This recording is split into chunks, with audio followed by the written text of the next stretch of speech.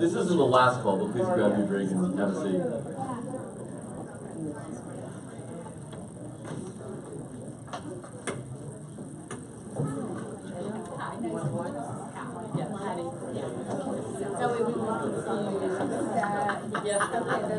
So I think say that out loud.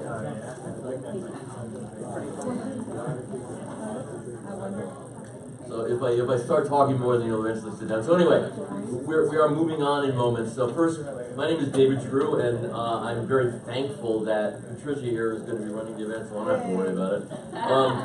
I'm president of NIPE. I wanted to thank you for coming out. The weather gods seem to have been conspiring against us because they snowed last time and they're raining tonight.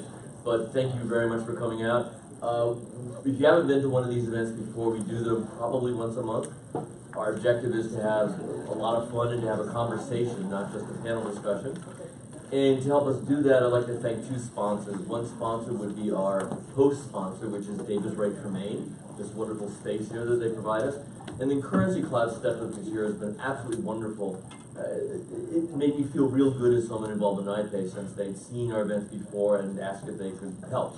And all that sponsorship has been a tremendous help. We don't have to worry about P&L. And now we actually have a nice new video camera that will capture this for our YouTube channel. So check it out later. And now I'm going to turn everything over to Patricia Ralph. Is the camera on? No, Bill's doing it. Bill's the camera on? Yeah, good. Bill's doing it. Hi everyone.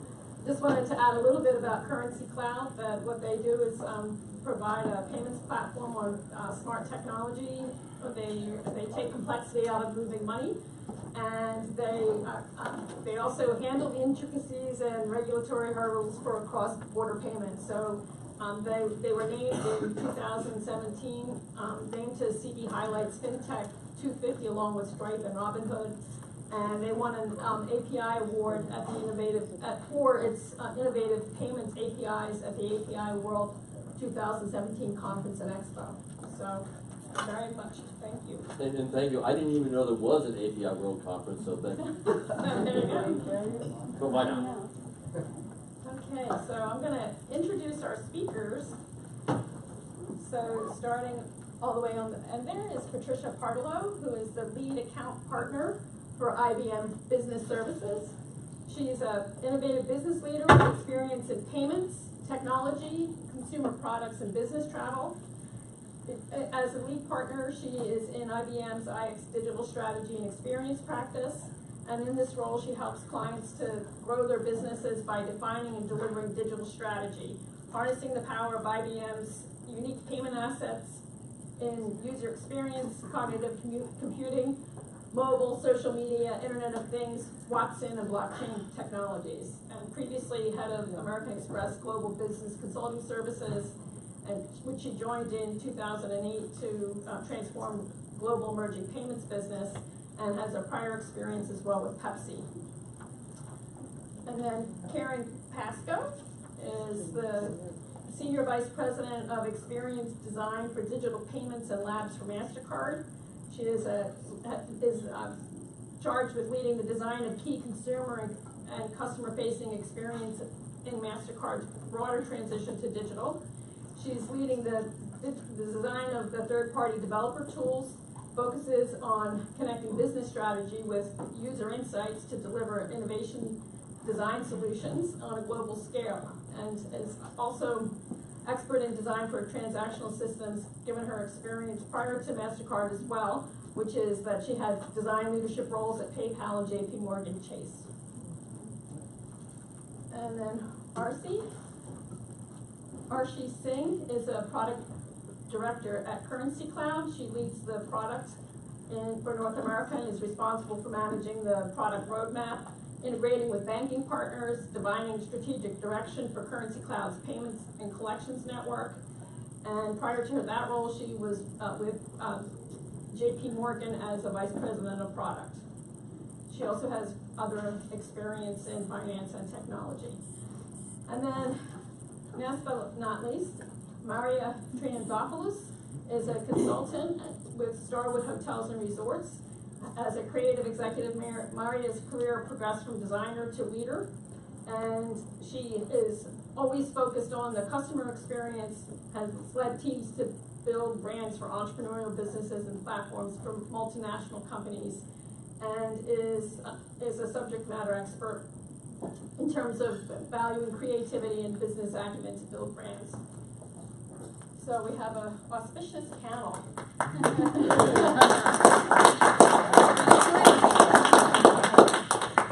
Well, you made it out of wet night. Okay. So one of the things that comes up with user experience is that many times people confuse user experience and customer experience. So I just wanted to kind of do a level set that what we're talking about here today is really more having to do with user experience. And user experience refers to the usability, the customer's experience with a product, website, and application. And it has to do with usability, interaction design, visual design, information architecture, content architecture, and user research. So the metrics that would be measured for user experience would be things like success rate, error rate, and time to complete, whereas customer experience is really more of a broader range that deals with the interactions with the brand. So the broader range goes to beyond just the user experience with the particular product. So it would include things like the channels that you purchase from, the customer experience, customer service, advertising, brand reputation, the pricing, sales, product delivery, and the experience of individual products. So it's kind of, the customer experience is broader. What we really want to focus on is really more the user experience, because in many ways, the user experience is what ultimately defines the customer experience that sets the platform. So I have a number of questions. I think you have a question already. Would it be fair to say that user experience is chiefly thought of as digital, whereas customer experience would be every interaction? That's usually how it ends up coming out, right? It always focuses on digital, but it could be a user experience in a particular channel. Just to interject a little bit, sometimes digital touch points can have a bad customer experience, not because of digital, but it could be a policy, it could be a procedure, it could be a conflict in the way that you process things. So they really tend to work together hand in hand, right? So a UX alone doesn't make a good CX, but you could have CX problems that are at the root of something that's a UX issue. Thank you. So in terms of user experience, I saw a quote that said by 2020, user experience will be the main competitive differentiator.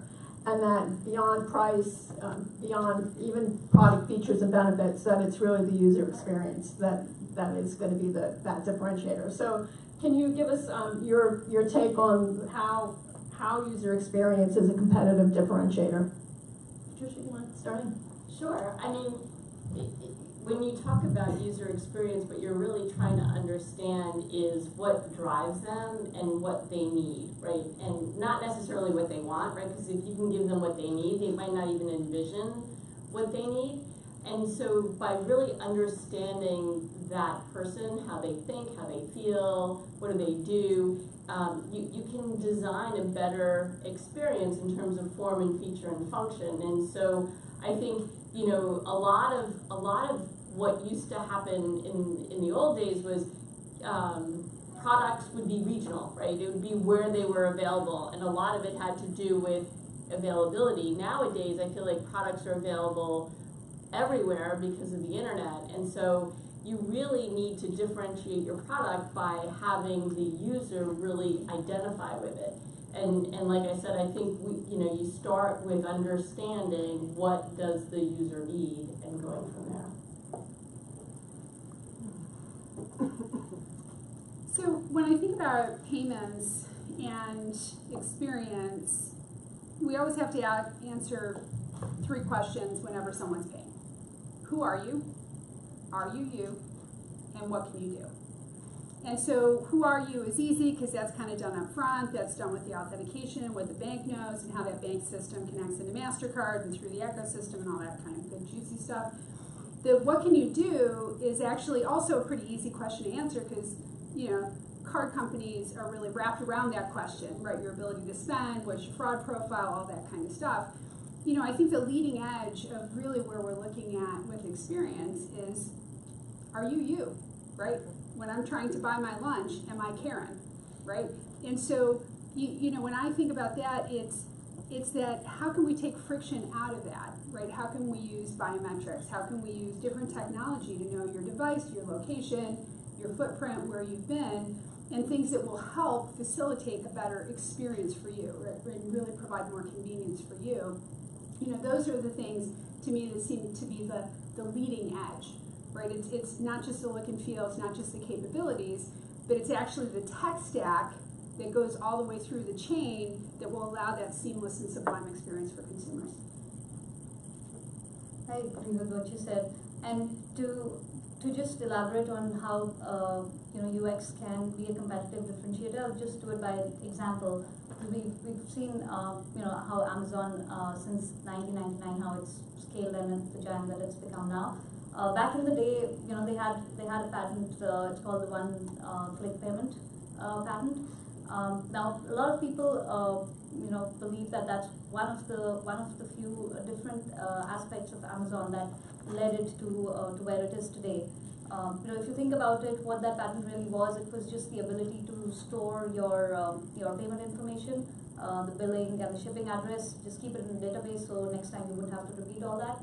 It sounds very, very simple, very intuitive, and you know, back in '99 it was patent worthy. But you can see how in that .com era of the early 2000s, the other retailers didn't have access to this kind of very simple basic business process and what impact it had on Amazon versus some of the others.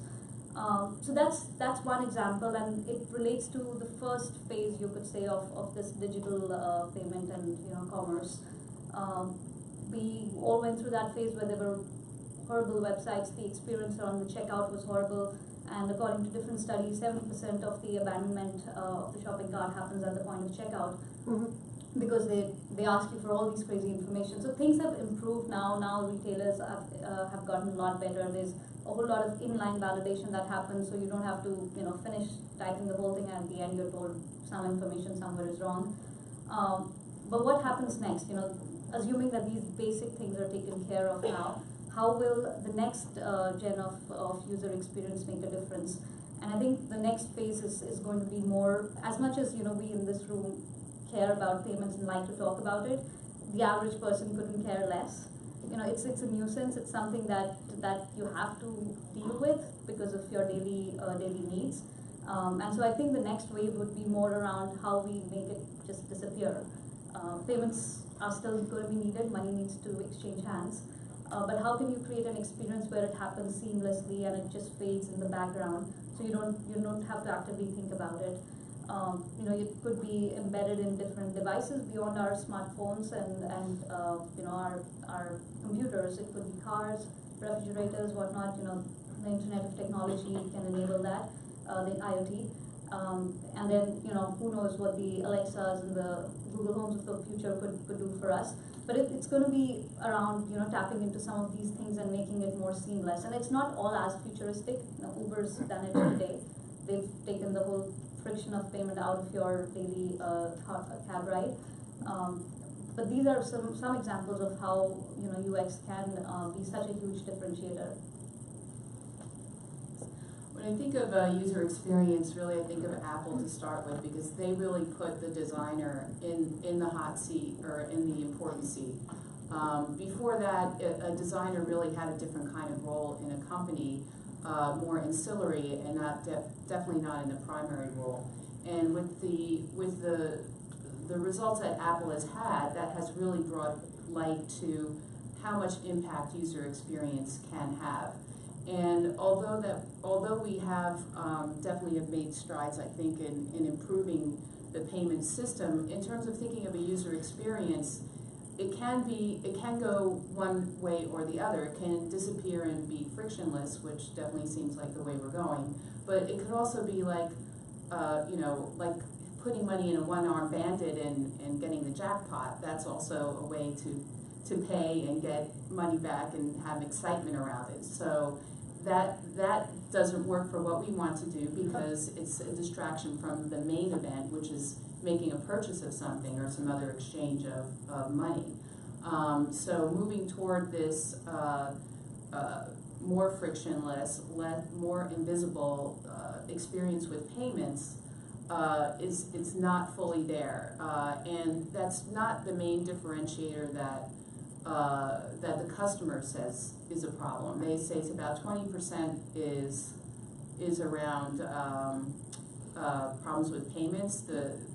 And part of that whole Amazon package was the one click, but they remember Amazon also had really cheap prices. Free shipping, which is at the top of the list for most people, and most people will get way down into the process and realize, oh my gosh, I have to pay $15. That just happened to me the other day. I have to pay $15 for that $26 pair of shorts. No, I don't think so. So it's really keeping in mind that there's a lot of things that come into the experience when someone's purchasing. So Amazon was able to make that big leap because of the package of things they did. Even with the one-click button, now that the patent has expired and people will be able to use that on smaller sites, and most all large businesses will be, looking to implement that. That's not a silver bullet. It's not, the end-all solution. Amazon was smart enough to give us a way out in case we clicked it by mistake, but I wonder if everyone else will implement it in the same way. So we'll have to see how this all kind of, hashes out. So the one-click patent that expired in September, and now Google just announced shopping actions this past week, which is basically allows you to put your card, your credentials in your Google account, and as well as into select merchants. And so those merchants will allow you to do the shopping. So you don't actually have to go to Google to do. You don't have to go to Amazon to do the search. So the issue is that Amazon obviously has people going there for search capabilities to try to find what it is that they're shopping for. But this Google application, it will have to have people not go to Amazon for shopping for products. So how do you get over those kinds of hurdles? If you're used to going to Amazon to search for things to then shop for, could Google ever get to the point that they take that activity away? And how do you think that they can go about doing that? Any ideas on how that might be facilitated? Well, I think Google's trying to do that in all product lines. I mean, they're doing it in our business in hospitality, where now you go and you search for a hotel, and they come up with a little square in the right corner that's telling you all about that hotel and driving you there and driving away from the property. So it's their strategy to make since they've got you at search to begin with, they're going to take you in anything that you're searching for, they're going to grab you first and give you as much information as you can and distract that from the business, from the original business. So jumping in here, I think the way I see it is that you want to make your ecosystem as attractive as possible, right, to your customer and to your consumer. And so the moves that Google's making around making their ecosystem more attractive, right, between their Android user base and their Google and G Suite capabilities, etc., is just making that a good place. And I think they really have to, right? Because, Amazon and that ecosystem, as it keeps on expanding, we've really seen has become a quite attractive place for consumers to shop, to get the things that enable their life. So I think that it's really around how can the ecosystem itself be interesting and attractive and fully featured and have great capabilities for consumers, but then what are the opportunities that might, sort of traverse that, right, where you get people who aren't always on a closed ecosystem, and where do you have inroads there to make a connection with them in a way that starts to, provide features and capabilities that that they'll gravitate towards. So I'm happy you kind of went there because to me, I think it depends when you talk about user experience, who are we addressing? Are we addressing like what do banks and issuers need to do? Or, you know, what does a consumer need, right? And I think, you know, if I go back and I think about my early Amex days, we were so afraid of mobile payments, right? Because we thought we were gonna get lost in the phone, right? When, you know, as cards get loaded in, it no longer would it be someone clinking their black Amex card on the bill presenter. And, you know, what we started to do is really think about, well, how can I create a deeper relationship with my customer, and what are the things that they might need before they purchase and after they purchase. And I think Amazon's done a really nice job of that, you know, post-pay, what you can get on, you know, their website.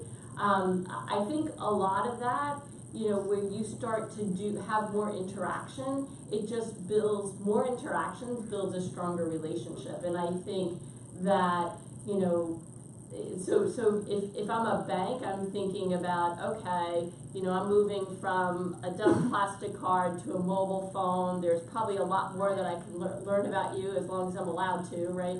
And, you know, how do I use that data?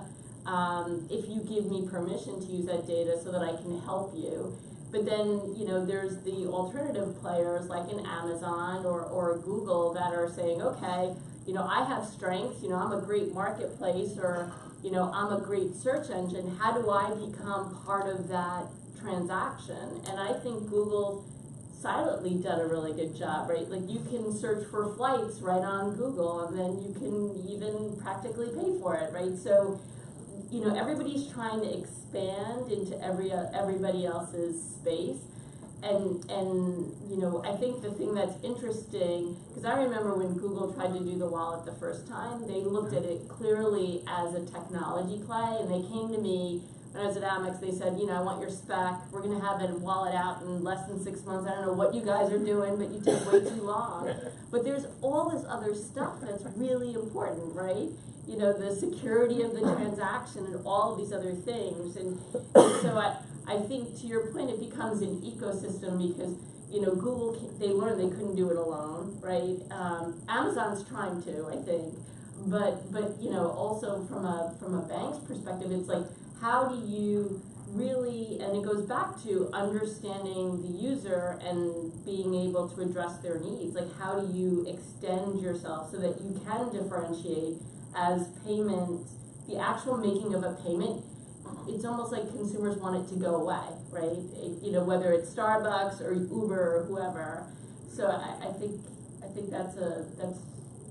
So what kind of business models do you think will facilitate that to make it go away? So you know, one of the things I've noticed is the Lyft. You know, Lyft now has just also come out with I can only say it, subscription service in the same way that Uber did, so that you're not paying attention to whether you're actually making the payment of that particular transaction.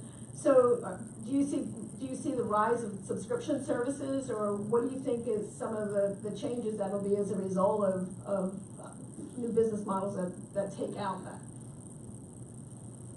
Business models aren't really my area, but I'll just jump in with some common sense. It's really around a model that makes sense to what your consumer needs are, right? So I think Lyft is seeing a way to get themselves embedded into the daily lives of their consumers via a subscription model. And I think for lots of businesses that really makes sense because it resonates, right? In lots of markets that we work in, installment payments are incredibly important, right? Brazil, right? If we don't have installment payments in Brazil, you know, it's a huge issue with consumers in that market, whereas a U.S. consumer thinks, well, a credit card is an installment payment, right? And that's how I go. So it's really thinking about understanding the economic needs of your customer, understanding what their sort of daily life is and how you can best support that, and how your business and brand really play into that. I think the business model should really come from the consumer up.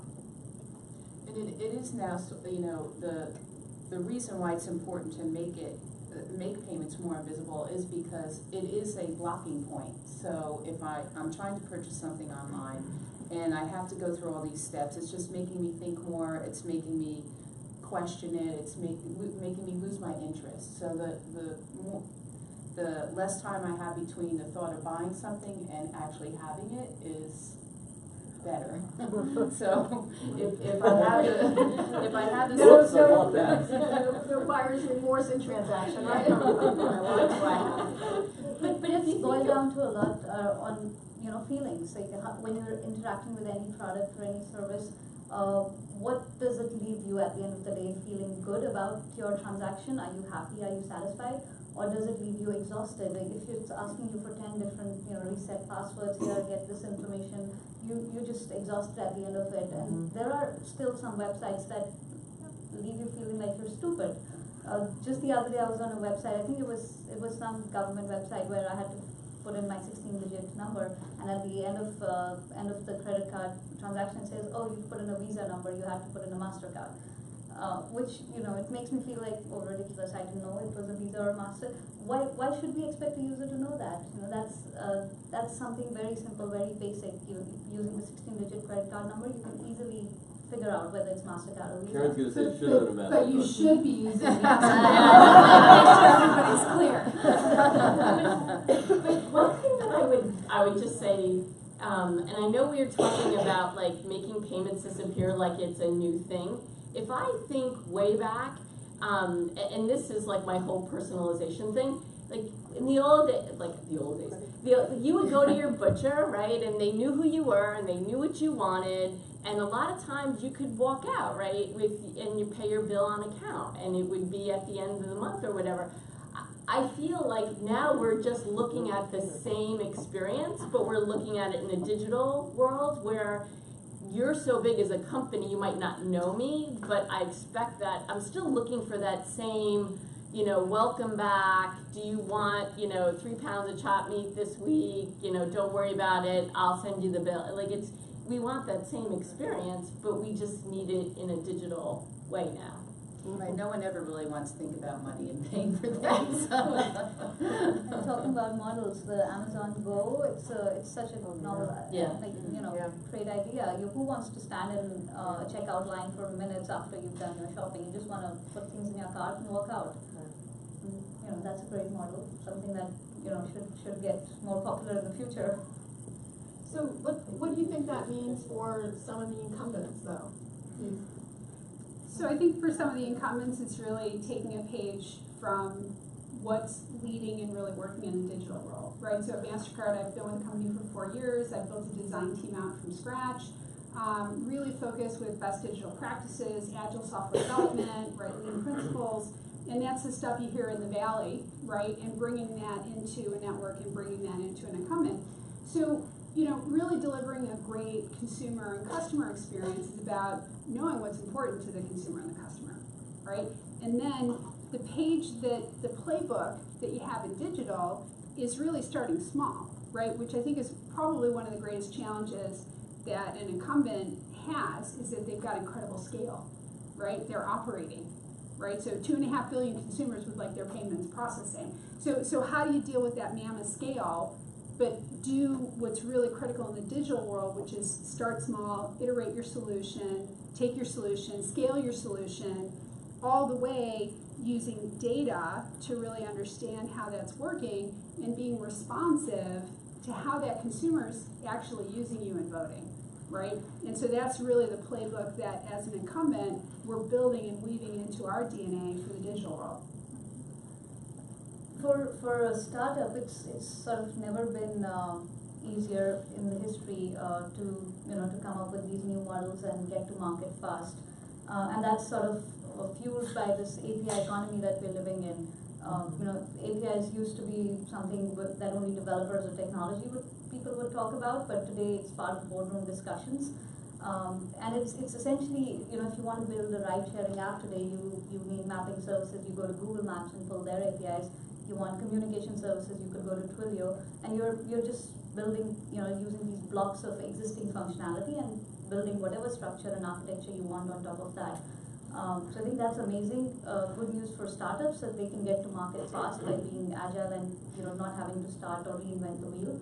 But also for incumbents or larger players, traditional banks that sort of have to deal with or handle the legacy systems, it's become easier to partner with these new age disruptive technologies using these API technologies.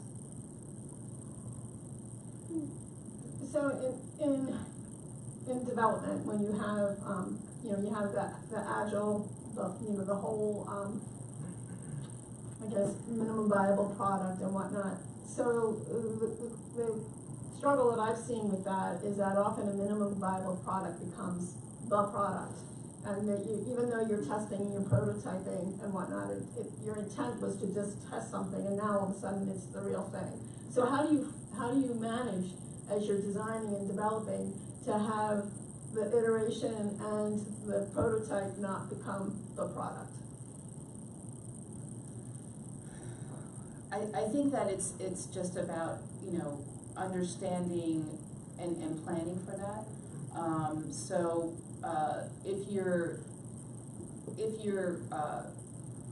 When you get to the point where you decide what your minimal viable product is, that's after you've whittled down a whole bunch of other things, and you finally come to the point and you say, okay, this is it, I've figured it out, this is what's really core, what my customer needs. But you have like 20 other things behind, or however many other things behind that you think would be great features or functionality in your backlog that you would like to add. So it's really just a matter of planning that out and understanding, like, based on the feedback that you're getting from your customers, okay, is something that we thought of before next, or are we getting some feedback that is telling us that we need something else that we didn't know in the first, few rounds of the first prototype that we did. Sean? Yes, I have a question for the panel. In terms of coming up to existing companies kind of putting in place like UX that kind of meets the standards in terms of what others are doing today, I'm curious as to the panel's point of view around, one is, what do you think is next? Like, what's the next linchpin around UX, right? And the second thing is, for a lot of clients or for a lot of big companies, in many ways they don't know what customers need. In fact, probably what they've got today is actually their point of view as to what customers need, which is usually wrong. What are the metrics or signals that companies should be looking at to know that they've started to get it right? So maybe I'll start with the what's next. That was a very loaded, compound question, so congratulations for fitting lots of thoughts in there. He's good like that. Yeah, okay, great.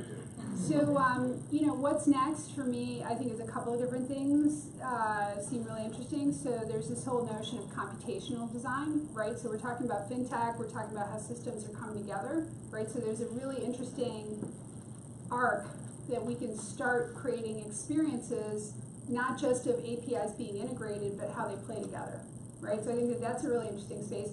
The next one that I think is foundational and really important is that technology companies, right, MasterCard's a technology company in the payments business, are moving into becoming platform companies, right? So you're seeing, Amazon and Google have come up a lot in this conversation. Well, they're platform companies. They're building on microservices architecture, they're building up capabilities, so they're writing the service once and they're using it over and over again, right? And that's how the platform is scaling and expanding, because they're using their resources really wisely. So from a UX perspective, what you need to do to drive a great experience with that is really take a systems approach, patterns and standards and a whole bunch of wonky stuff that we UX people obsess about, to really think about how can I create an experience of capabilities that will traverse all these different ecosystems that it's really playing in, but allow developers to work fast, right? If I don't need to intervene in everything that we're doing, that's awesome, right? Because we can really, take our reach and stretch it. And then I think the last thing that's really important from a what's next perspective is certainly cognitive in particular, but I think the underpinnings of cognitive is really artificial intelligence and being able to design for that, right? So, there is some artificial intelligence and some not quite yet, right? So aspirationally artificial intelligence that we're seeing, chatbots and things like that.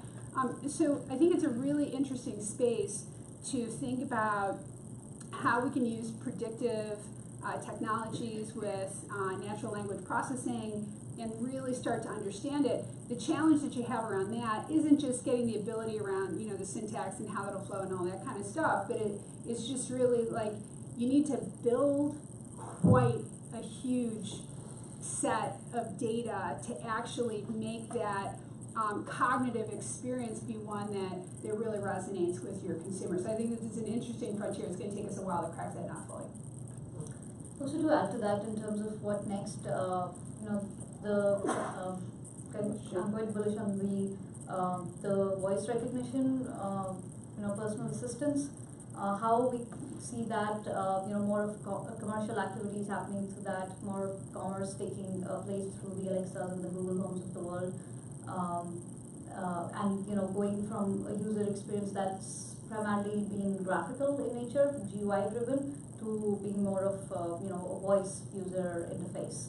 And it's the principles could be the same, design principles around the GUI or the VUI. However, as we understand, the technology is going to be very different. It's AI enabled, and natural language processing will play a key part into that.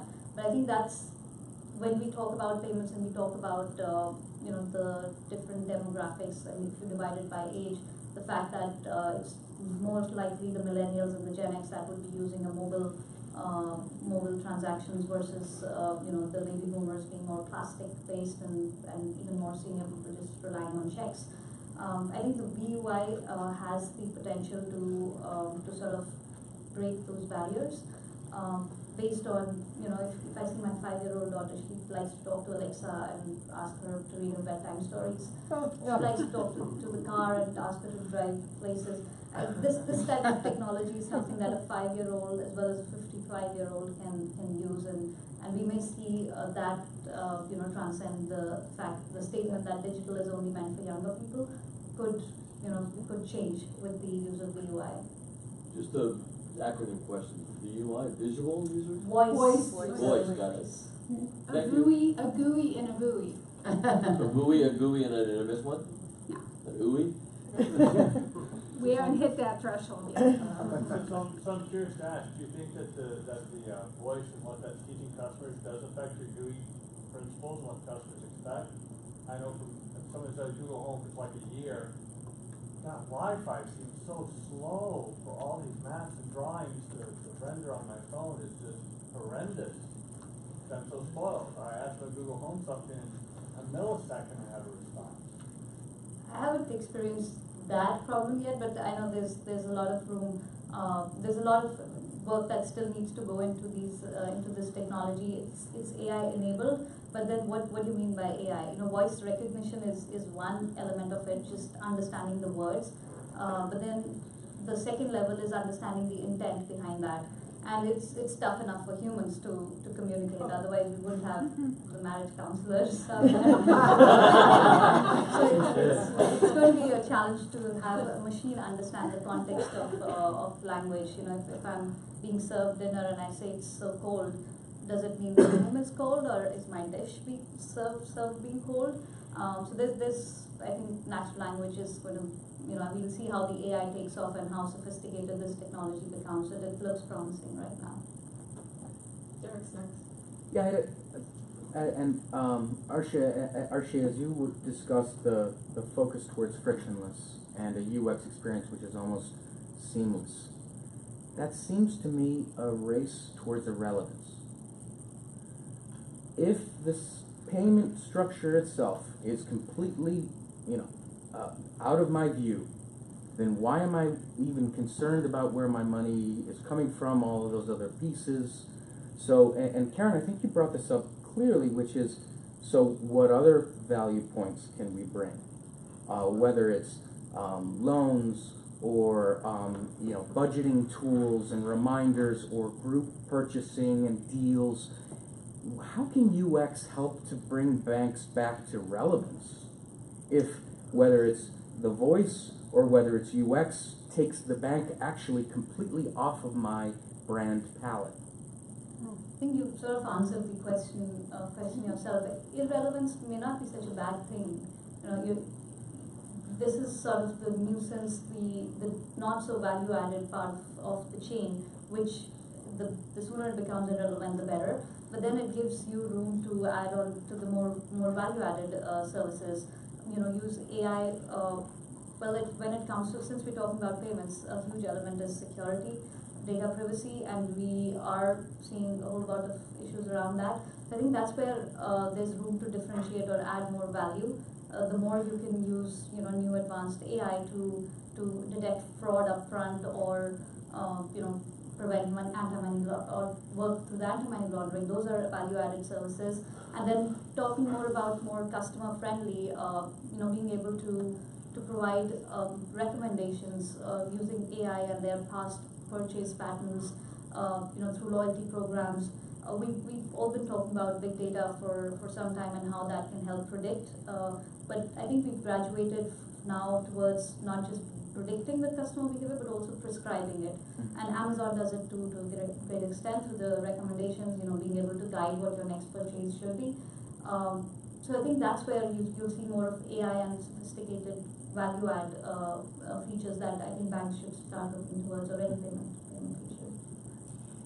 I mean, I would say that it's a good idea to get out of the building and listen to your customer and understanding what their needs are and understanding what their pain points are and where their needs haven't been met. I think that that's a really interesting just space. And this is what UX teams do. That's what they bring in the company. They get you out of the building, they set up usability labs, they bring consumers in. Sometimes you cringe a little bit because this great idea, your baby's ugly and, kind of having to go through that stuff, but it's good to know it early, right? So I think that that's an important part of it.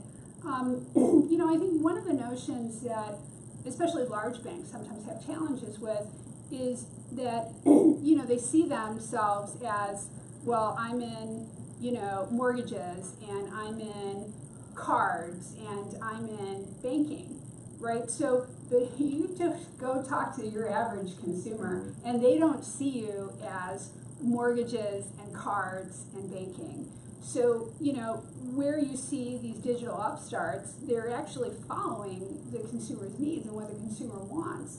And so, how can we get out of the building? How can we listen to customers and understand how we can enable their lives, right, and their needs and their pain points? And so I think that can be a shift, right? There's, P&L aspects of what we do. There's, all this complexity, but I think building that muscle to lean in and listen and not say my idea is great, but to actually say, this is my first shot. Let me invite some feedback in and let me make it better because of that. And that to me is a different mindset and a different shift from, from a very analytical, sort of profession with lots of great analytical, thinking around it. Get that human side, get that human engagement in the mix as well. Yeah. Just sort of following on that, I listened to a webinar. It was Capital One. There was this guy named Raj Dutt, and he made the most astounding statement about how Capital One is trying to compete with fintechs. And he says, our goal is to design a product that if you took it away from the user, they would be very upset and maybe even cry. So what they do is design thinking and empathy design. So I've never been in a design role. How is that different from the way we've done it normally? That was one thing I wanted to address in the question earlier, is that as part of what we're doing in terms of what the future holds, one thing is how we're going to develop these experiences or products, and the other thing is how we're going to structure our organizations to allow that to happen. And one of the structural changes is something that's happened to some degree now, is incorporating design thinking into corporate organizations. And what that does is bring a simplified version of the design process, a process that a designer will go through, to an organization to bring a better understanding of the customer, and not just say, like the gentleman said in the back, like, well, this is what we think it should be. And what Karen has been talking about too, like it's really going out there and engaging with your customer. And I think the next level of that, beyond people who don't know design, bringing in design thinking, is just really having more designers, more people educated in design, as a practice, and having, there's always been this kind of competition or misunderstanding between design and business. And we're in a world now where design is really critical to business, and design thinking I see as sort of the first stage of that, a better union or relationship happening, and I think it's got to go to another stage where it's even more inbred into the organization. And actually I wanted to add to that, it's interesting because I think, so working in IBM, we help organizations implement design thinking into their corporate everyday mainstream, and try to really have it happen by doing projects and just-in-time learning, and then they champion and they go with it. And it's interesting because I've done it across a bunch of different industries, and I think with payments sometimes it's a little harder because there is that concern around security and data privacy, and I think sometimes we constrain ourselves where that doesn't necessarily have to be the case. And it's interesting because we just put out this study. We talked to a bunch of different companies, and talking about innovation and can incumbents really disrupt their industries. And one of the things that we found is you really need to almost surprise your customer in order for them to really see it as innovation. If it's something that they thought of, it's not going to be as innovative to them.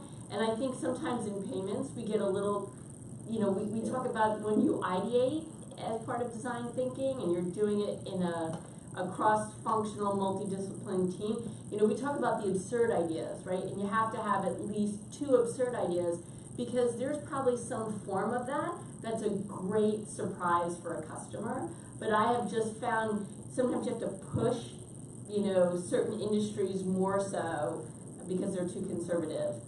But. Yeah, I think that from a legacy perspective, you think about your spend and you want to be done with your spend, right? You want to be done with your investment.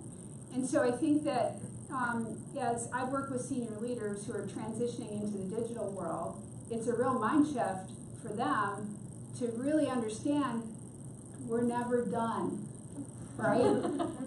So when you always have scrum teams, right? You're always, you have a product in the wall, you always have a backlog that you're grooming to make sure that you're adding the most important value to your customer as you're going, right? And this, sort of complex system around it, the mark, I think, of a company that's going from really starting as being a technology company to really winning as being a technology company is just a hunger for more scrum teams, more UX designers, right? More engineers, more capability, because they really see the power of putting that focus around delivering value. Oh, and then I'm going to deliver more value, and then 2 weeks later I'm going to deliver more value, and so on and so on and so on, right? And this is really the formula that we see leading technology companies over and over and over again. As a representative of MasterCard and you, Patricia, formerly of Amex, part of the whole frictionless payments idea, is problematic with something that has not changed for like 40 years, which is the credit card. Now that we're in the digital age and there's all these new tools like biometrics and AI and all that, why do we still have a card with 16 digits that has proven again and again and again that security cannot be met? The latest one with Gordon Taylor and Saks, all these credit card numbers have been stolen yet again. So if we know that that's going to happen, why are we still carrying cards with 16 digits that are somewhat fungible? In other words, another person can use the 16 digits to buy all sorts of things under your name. Why isn't there a greater vision of a payment system that is more, that breaks away from that kind of model? Or are all the advances going to be incremental when you talk about UX? So let me tell you about tokenization. Wait for that word. You knew it it was gonna come up. So the foundation that we're doing in the digital world is digitizing card credentials. So your card credentials are gonna have EMV level security, which is, you know, really, really good stuff. So, so what that does is, what you don't really need is your PAN, right, your account number floating out in the wild. What you need is the ability to pay, right? And so when we set up a token into Apple Pay, Android Pay, Samsung Pay, I heard lately we have Italy Pay in pilot in Italy, which I thought was kind of interesting. I want to go to Italy and test that out. So what you're doing is when the card credentials have been digitized, all you need to do is create a token. Here you go. Here's your token. You can use that. But the thing is that, you know, my Apple Pay token, if that gets decoupled from Apple Pay, is completely useless. Yeah. So you're talking about narrowing the ability to pay to very specific use cases, and that's the basis that we're building on around it. But I just did want to note that I can actually pay with this ring, right, which is a Curve, it's on a MasterCard program, and so, you know, this allows me to buy things up to, you know, whatever our contactless limit is and capabilities. So we're actually experimenting a lot with form factors and capabilities. We've done, you know, some hackathons with Parsons School of Design and some different things like that. And I think it's still really early days around this device-based commerce being on your person, right? So I've got my Fitbit Iconic, which I can also pay with MasterCard on that as well. So, you know, consumers, I think, are moving to this place that they really kind of want ambient computing, right? Form factors that make sense for what they're trying to do, but having those all be safe. And so the more that this doesn't actually require a token, but the Fitbit Iconic does, it allows me to actually know where my credentials are on the wild and allowing consumers to manage that and really having more control. Sean? Just another question for the panel. Just in your own experience, what do you feel like is the most kind of assumption that basically either big banks or payment companies have in their heads around consumers that is just fundamentally wrong?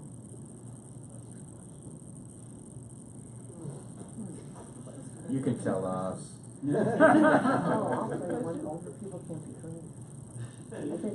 I just spend time. This is being recorded. Yeah, no, I just spend time bringing people into a usability lab, right? That's really what I do to get them closer to what's actually important to a consumer. So in New York City, we've got a lab.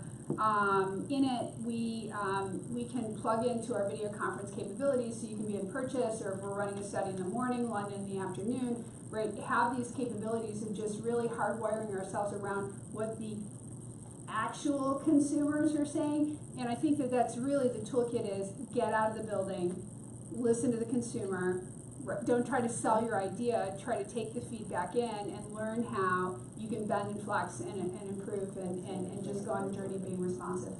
And I totally agree. What I see, because we really encourage you to bring your user into your design thinking sessions, right? And I have never met a customer that said, that's a great idea, let's do that today. Meaning they say, that's a great idea, you know, we can use so-and-so's role as a proxy. And, you know, it's very hard, you know, that they think they know, but they unless you're the user that's out there, maybe you were the user 30 years ago, right? Like, unless you're because you're trying to get into how they feel and think, and there's not a really good substitute for that. You know, sometimes what we'll end up doing then is, you know, do a bunch of user research up front where that maybe in focus groups they can observe, and then coming out of the ideation sessions, you know, do some validation sessions. You know, sometimes they can't bring the users in because there's unions and things to that nature if it's not a customer, if it's an employee. But yeah, that's the hardest. I'm really curious, Aaron, earlier you talked a little bit about the tech stack and having that tech stack really make the seamlessness possible. I'm curious if you could speak to what you've seen is existing in the marketplace right now that's really leading it and making some of this seamless payments possible beyond like just Yodlee and Plaid and those. I mean, I think I'm probably thinking about our evolution as a technology company, right? I think that's probably where I have the most insight because it's the tech stack I know and love. It's that we're looking on lots of different fronts around how to tackle the things that are most challenging, right? So we've got a security team, right, that's like incredibly focused on question number 2, are you? Right? We've been doing acquisitions in the space around big data, just really understanding how we can better understand and answer are you. I think that there's a lot of work on the fraud side, and fraud isn't just MasterCard alone, right? So a lot of these capabilities, we might put something out there, but it takes time to get out from our stuff and integrate it into our customer stuff and then making its way into the ecosystem more broadly. So I think it's just getting to that simple and seamless transaction and really building up the capabilities around that. That to me is job 1 for us for a while. I mean, we do a whole bunch of other stuff too, but I think that's the main line.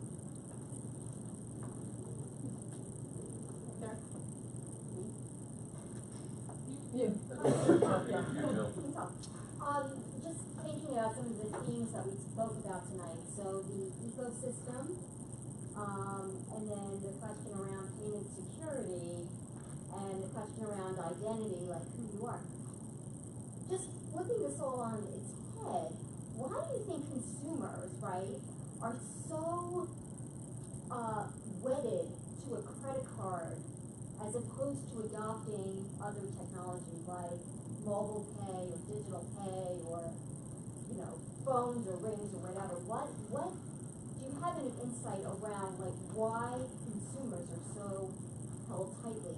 And it's not even around just credit cards, right? It could be any industry. It could be hospitality, it could be car rental. Like, what is it that makes people so to like the initial form factor? I don't think there's a viable option right now.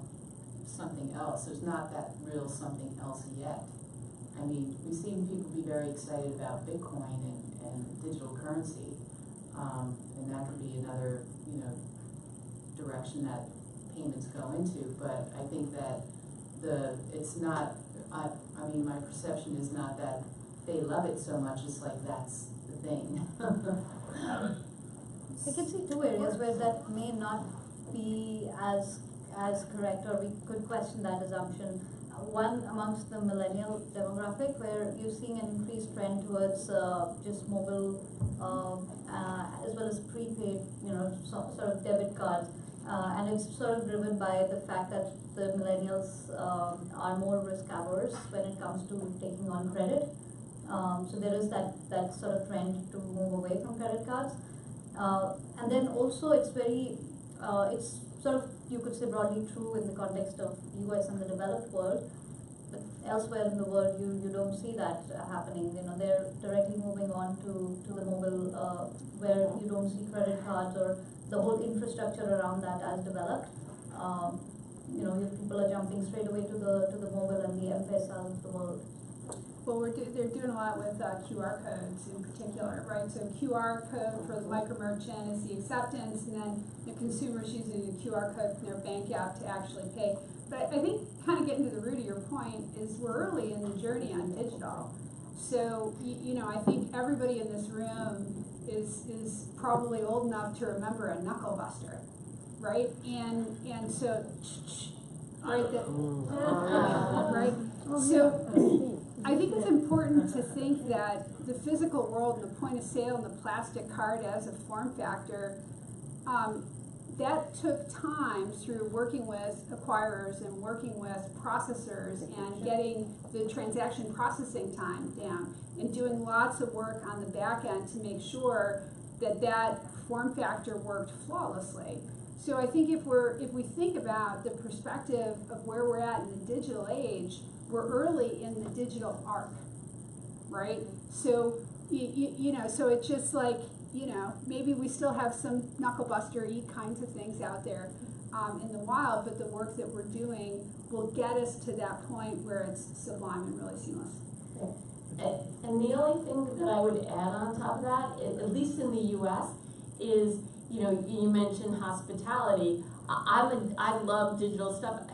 You know, even within a hotel chain, I can't be guaranteed that I can check in, you know, digitally, and that, you know, I'm gonna be able to use it to unlock my room door, right? And so part of it is, you know, is it available, you know, broadly? Because if not, then it's not going to reinforce that behavior. Maria? I think actually picking up a little bit on the patchwork, is there a scenario where there's too little friction? I can give you very specific examples where on the cusp of the digital, I keep having scenarios where my Apple Pay seems to be about to pay something, and I am not actually in the process of paying anything. Me too. And I am experienced, and my kids can order things from Alexa that I don't really want them to order. And so I think the tension that I'm thinking about is, you know, and then we have a spending problem in this country where we're already at, you know, like risk levels of where, you know, I think in 2014 it was, you know, 23% or over 26% of the U.S. population doesn't have any ability to respond to any emergency event with any savings at all. So we are coming at this from a payments framework, but when do we step back and how does design help us think about the sort of holistic experience, and how do we frame that when, even as companies, you guys are coming here from a specific vantage point, which I have been a part of, the payments, you know, vertical, but ultimately it's about how do we choose to spend, when do we choose to spend, how do we make the right decisions as individuals around our lives and as organizations around the use of our resources. So is there a different way of thinking about this that we're sort of missing an opportunity to step back and look at? So I mean, at MasterCard, we like to think about doing well by doing good, right? And I think that there's lots of notions around financial inclusion, financial literacy, and components around that, right? We have a foundation, we do a lot of work around that. We do a lot of work globally on that topic in particular. We have a lab for financial inclusion in Nairobi, Kenya, that's doing a lot of work in sub-Saharan Africa, which is partly underwritten by the Bill and Melinda Gates Foundation, because in order to serve an underserved population, you have to figure out how to turn it into a business, right? And so we're doing design thinking, and we're doing a lot of work, and we're doing, you know, stuff for sustenance farmers and figuring out a way for them to, you know, kind of get and make payments. So I think that there's a lot of work in this place to help people be included.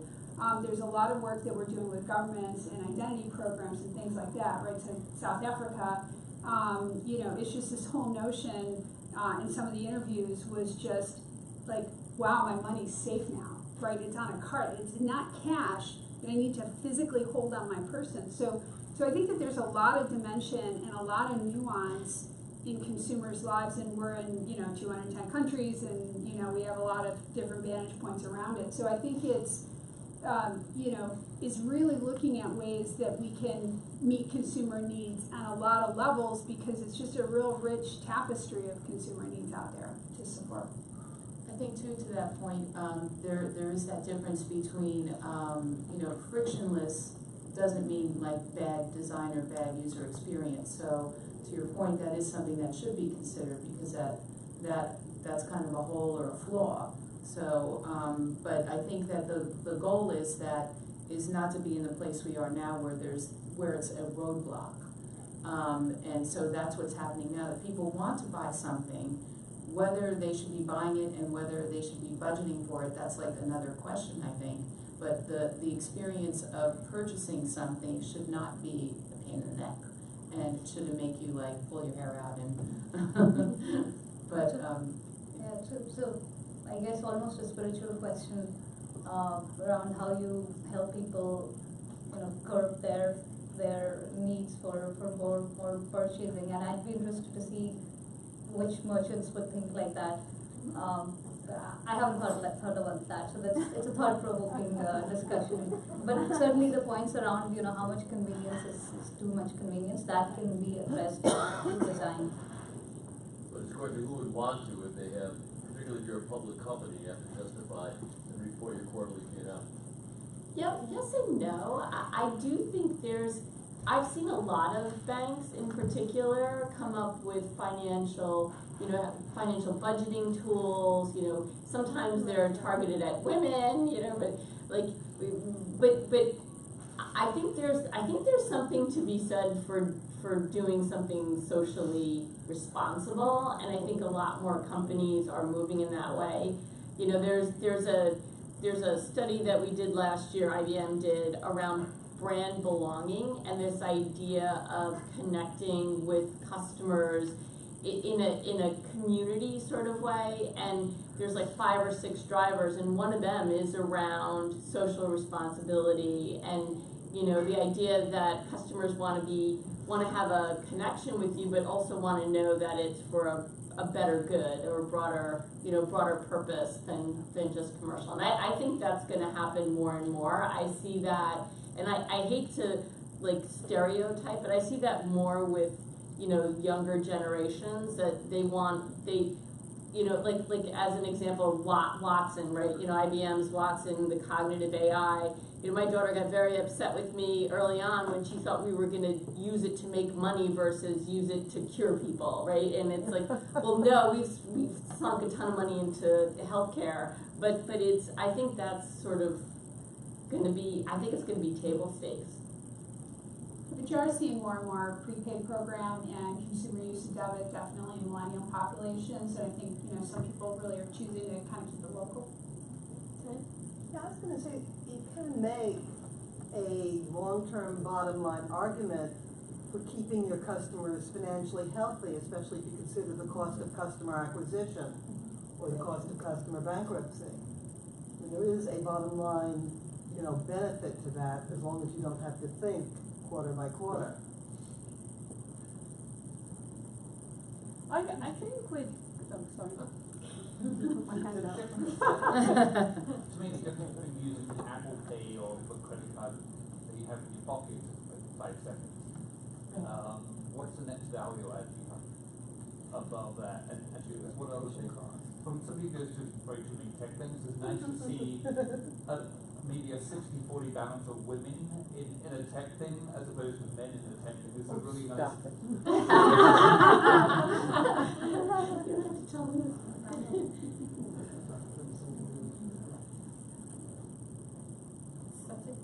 So you asked a question that we didn't answer. Sorry, it's the value add between using Apple Pay and whatever credit card I can get to first, which is the same one as Apple Pay. Where's the value add saving me beyond just 5 seconds of checking out? What else can we do? So I would go, and some people might say that might be the reason for low adoption with Apple Pay, but when I think about payments and value, I think it's what can I do to help you to make that purchase decision? How can I be where you want to be in that purchase decision, and what can I do for you afterwards? And I think the idea of being where your customer is, you think about Apple Pay, but there's a lot of companies, MasterCard included, I'm pretty sure, looking at connected cars, right? And the idea of I'm running around and I've got 3 kids in the back of my car and I need to get dinner on the way home, or I need to fill up the car with gas, and wouldn't it be great if I could do that from inside the car instead of jumping out and using my card, and there's a ton of theft at the gas tank. But there's this idea of commerce wherever you are and making it more convenient, and I think that could be one area. You're seeing some of it's a little frivolous, I shouldn't say that, but some of it I think hasn't really played out. I think when you look at Alexa is fun to play with. I think there's a lot that you can do with it once we get the use cases right. I think the car is probably an easy one to see, but this idea of having your payment wherever you are and knowing that it's secure, I think could be beyond just the wearable. So if we do Susan and then Betsy. I think one of the things with payments with credit cards is people forget that you have to pay the association a little bit, you know, of money. And so if you're paying somebody cash, they get the whole cash. But we generally completely forget that the merchant just loses a little bit in that transaction, you know, depending on the percentage. And so we've all got used to that. I mean, there are different, if you use PayPal, I don't think the merchant loses any money, but for the most part, the merchant has to be prepared to accept slightly less for the convenience of the customer, and maybe slightly less for for their convenience. So that's one thing, and so I think sometimes a little bit of empathy for the merchant is kind of useful in that equation. But to the kind of holistic financial health and maybe new product development, we're here obviously talking about payments and ease, but one of the, as part of kind of the ecosystem of the human sort of life cycle is you have to spend, save and invest if you're going to, for the most part be safe in later life. And it does seem that there are opportunities for the merchant to be the client, but there are also opportunities for the customer to be the client. So if you wanted to easily invest, it seems to me there must be, I mean, it's hard to invest, right? It's time consuming. You can't, there are lots of barriers, but as the world is moving towards smaller investment vehicles and ETFs, which are not expensive, like $15, $60, that there might be the opportunity to start developing some payment products that are frictionless for the customer to save and invest. Because that bit is kind of difficult. There's a principle that is basically, there's a bucket that you hold, and out of that you pay everything. Right? There's not a kind of oh, today I'm going to pay for this, and today I'm going to save. You're not making a kind of parallel or mirrored decision. The way we think about money and protecting ourselves seems like there's opportunity for innovation. I don't know exactly what I'm saying, but I know there's opportunity there, because if people are not safe, in later life, that is not a good thing. That's a burden. Like at some point, probably everybody knows this, but after the Second World War, the Allies made Germany and Japan forcibly withhold salaries, which has contributed to why the Germans and the Japanese have so much savings. They have huge amounts of savings because they don't get all of their salary. It was kind of a forced saving. And they're wealthy economies now. And there isn't any kind of sort of system in place to help people in many Western economies beyond those two. Investment vehicle instead of a payment vehicle. Yeah, So just kind of better control. So if everything's digital now, why not make it for spending and saving? Yeah. So that makes total sense, where you would be able to have, not even ever kind of see your paycheck, but have like a smart investor always managing, in an AI kind of form or whatever it is. I think that's called Singapore. They do. I was gonna say, you have, you're younger and you don't have any millennial children. I think my son uses Robinhood or one of the other platforms, and it immediately, in Lending Club, he puts immediately out of his paycheck, it deducts all his money for Lending Club, for this, for that, and he gets money back from Lending Club. He's got the whole thing on his iPhone. And he tracks every payment he makes. He doesn't have to use QuickBooks. Goes right into his iPhone and tracks it.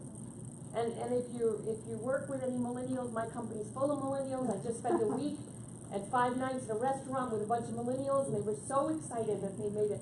We were in Brazil, and he made a payment, and he was sitting there on his phone, swiped the card, and said within half a minute, look, here it is on my Startler bank. I think it was Resonant Bank, some bank in the UK that's a challenger bank. Look, here it is on my bank. Right away, he went in and categorized it. The whole thing. You need a 25-year-old child to tell you how it works. But that creates a relationship. I have one of those. Let me tell you, comment? I think you make a good point though. So as a product, you're selling to two people. You're selling to merchants as a payment company, and then you have consumers, right? So you want it to be the most frictionless for the merchant who you're selling to. But then on the other end, you don't want to lose the brand to the consumer that has your product. So how do you make that balance? How do you give benefit to the customer, but but the biggest benefit for the merchants is to be frictionless, right? So it's about finding that balance. One of the problems though is that banks that have their business model based on fees, or banks that have their total business model based on spend-centric, like American Express, and heavy merchant fees, have a vested interest in not disrupting themselves. Right? If I created this awesome avatar that would say, for this purchase I'm going to use this, for this purchase I'm going to use that, and wait, you know, that new surfboard, you don't have the budget. That goes absolutely against the revenue model. That's where you would sort of expect challenges Yeah. in disruptive technology, especially when you start talking about cross-border, merchant consumer.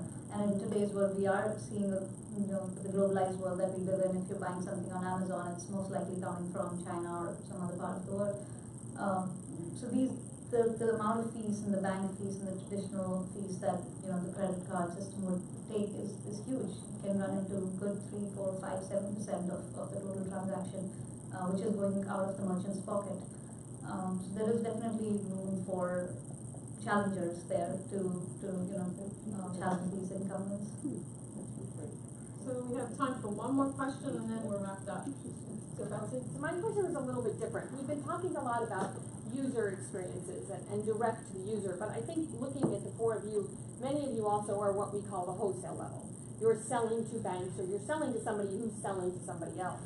And I just was wondering, how do you think about the UI when you're actually not selling directly to the client? I mean, the ring you're wearing, you don't sell that to people, you sell it to a bank who sells it to them, right? I would think, I may be wrong.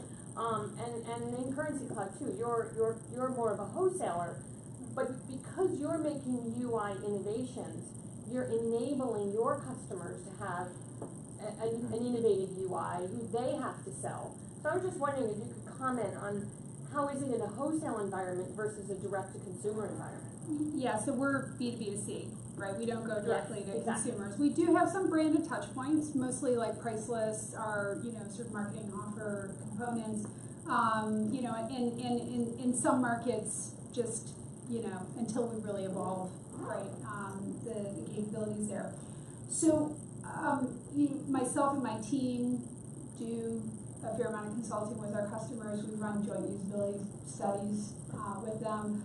I've just carved out a small portion of my team to actually just spend time ideating for particular merchant customer use cases and really look at how our capabilities fit in there. And we have an innovation capability that we've spun out called Labs as a Service that we do design thinking with our customers, which is a really coordinated, high-impact way for them to really think about innovation in their world around use cases that they're doing. So while MasterCard is going through a digital transformation, the ecosystem more broadly is going through a digital transformation, right? Retail is going through lots of disruption and really looking at ways that they can drive better customer engagement, better customer lifetime value, right? And there's ways that we can respond to that. But on the banking side as well, right? They're really looking at ways that they can innovate in their business and get out of waterfall and be more agile and be more responsive to their consumers overall. So I mean, I think it's actually a great opportunity working with our customers directly around helping them win with consumers with our stuff. Yeah, but they have to have the budget and the desire to do it, and the vision. There's a lot of will out there. I also think a lot, and I'm sure you're the same, like, for me, we are helping them see the value and to calculate the value, the expected business value based on, expectations around outcomes, and then you work on it and fail fast if it's, try things out. But I think part of it is the agility, right? The ability to kind of do things, do it quickly, and then determine whether or not it was the right, decision to make. That was sort of the first question I asked myself when I was going to be part of this panel. Since we are a B2B company, we provide APIs that embed in other people's user interfaces. And so how we define the UX is, we had that discussion right at the beginning, but we define it more end to end. It's not necessarily just the interface that we talk about. It starts much before you're interacting with the product, right from the first point where you're touching the website, you're signing up to be part of a product or the onboarding process. So there's a whole lot of user experience or friction around that process that you can ease. And then also after the product has been used, what kind of service, customer service you can provide. So that whole end-to-end journey, which, even though we are B2B, we're not directly interfacing with the consumer, there's a whole lot of friction that we feel we can remove from these steps beyond just the product itself. So I want to thank the panel. Thank you very much. One of my favorite quotes is Da Vinci, which is simplicity is the ultimate sophistication, and I think you all proved it. And from my take, I want to thank both Patricias. It's kind of nice because off there we got Patricia, we got Karen, we got Archie, we got Maria, and we got Patricia. Thank you very much. We'll be doing an event on the 25th of April called Will Cryptos Ever Be Currency? The May event we're still postulating about, but we're thinking about, can AI pick your pocket? So maybe something like that. If you like this and want to just throw out some ideas or help us brainstorm other events, feel free, because we try to make these events where everyone participates. So thank you very, very much for coming. There's still food and drink. You can hang out for a while if you want to. And thank you for all the folks who made this happen. It's like that saying, I think I've heard the best experience somewhere. You enjoyed it? I did very much. We try to make it. Yeah.